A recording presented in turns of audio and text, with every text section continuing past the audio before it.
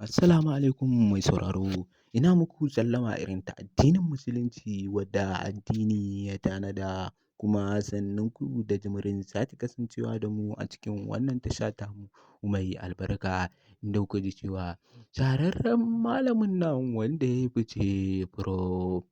Fantami ya fito yana suka akan wannan yaƙi da ake gabatarwa tsakanin Gaza da Falasɗin.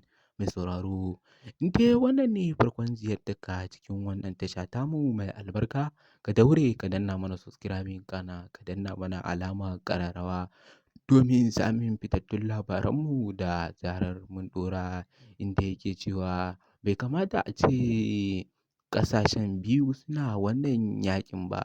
Ya kamata a ce su zauna su sulhunta junansu, inda ya ce ya za ai arna su shigo garin musulmai su dinga siye musu gidaje da filaye domin biyan buƙatunsu, kuma daga baya da suka gano so suke su mallake garin suka ce sun daina siyar musu, kuma hakan kawai sai ya jawo tashin-tashina da tashin hankali.